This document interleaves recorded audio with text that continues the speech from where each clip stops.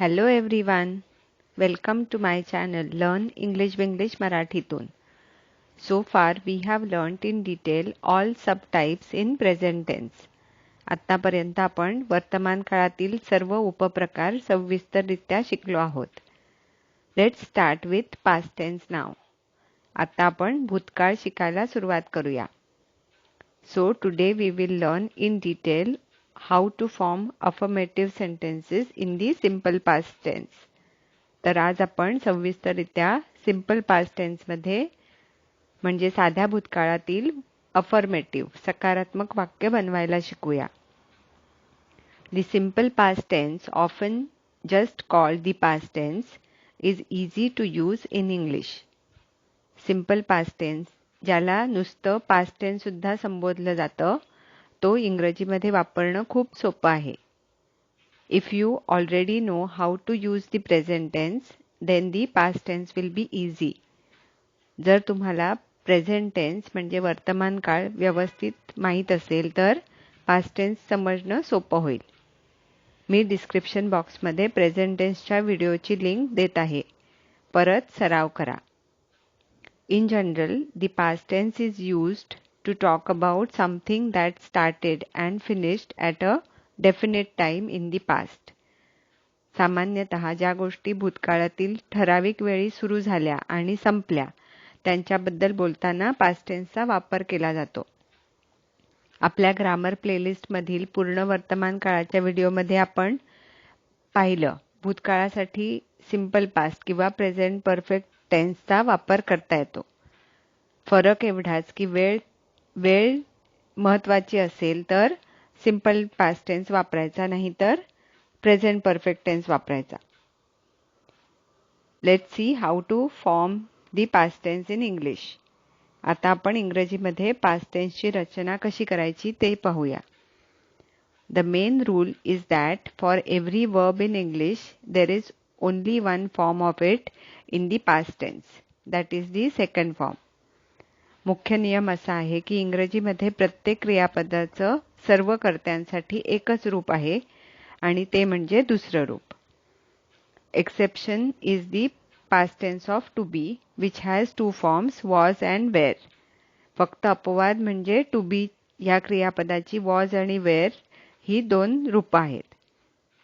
We have seen that to form affirmative sentence in the present tense, we use the first form of the verb. आपण पाहिलं आहे की सामान्य वर्तमान काळातील वाक्य बनवण्यासाठी आपण क्रियापदाचं पहिलं रूप वापरतो. Only in case of the third person we add s to the verb. फक्त तृतीय पुरुषासाठी क्रियापदाच्या पुढे s लावला जातो.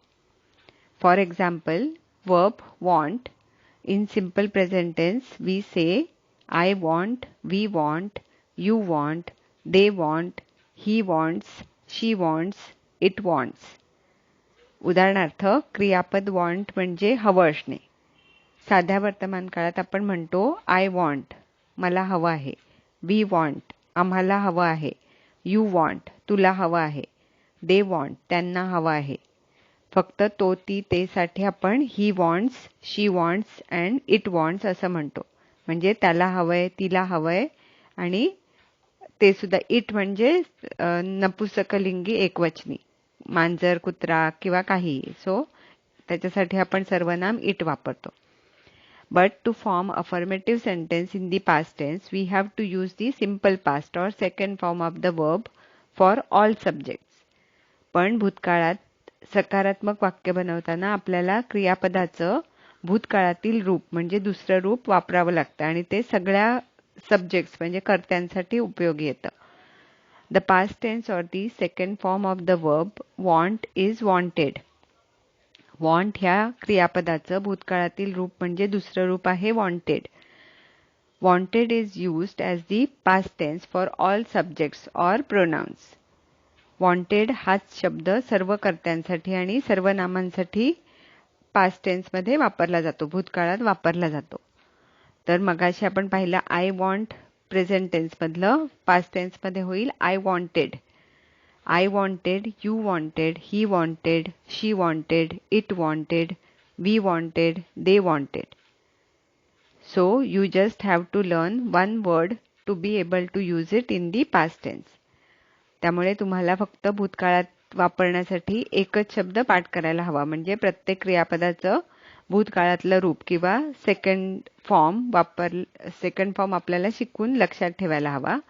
म्हणजे आपल्याला भूतकाळातली सिंपल पास्ट टेन्स मधली वाक्य बनवता येतील. आता let's see past tense of regular verbs.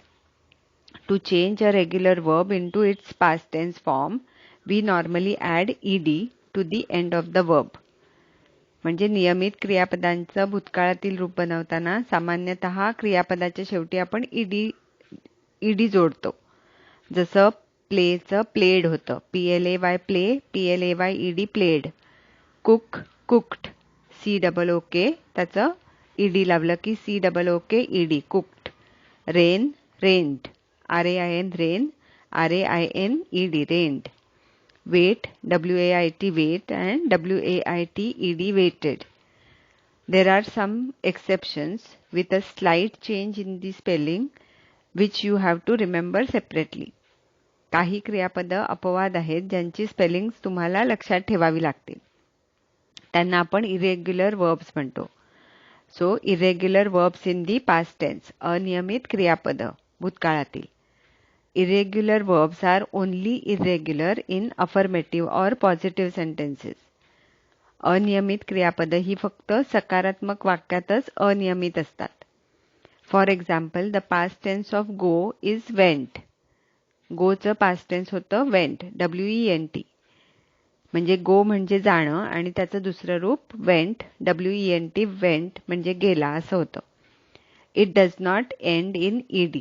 So it is considered irregular. म्हणजे त्याच्या शेवटी ED लागत नाही म्हणून त्याला अनियमित मानलं जातं.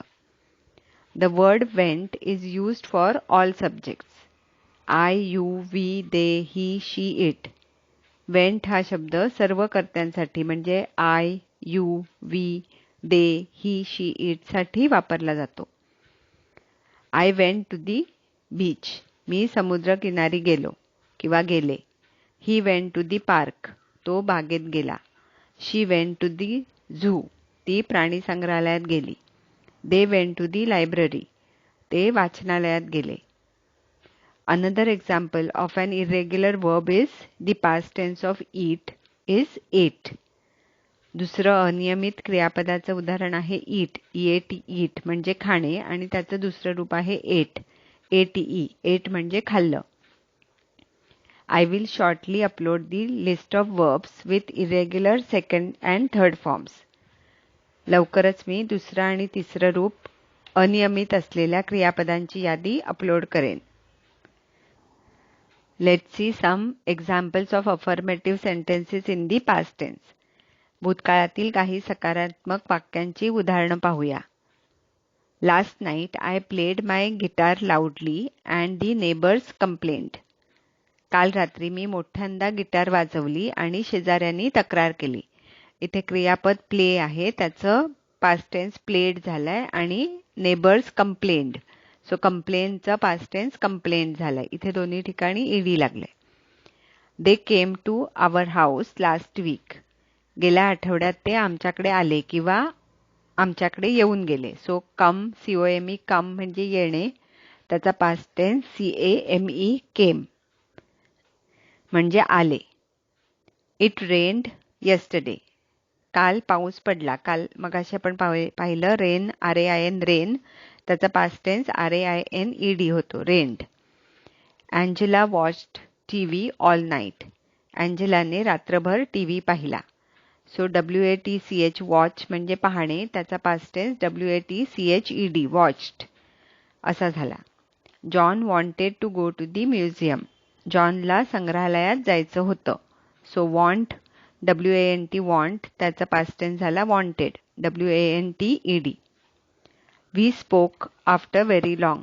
आम्ही खूप दिवसानंतर बोललो.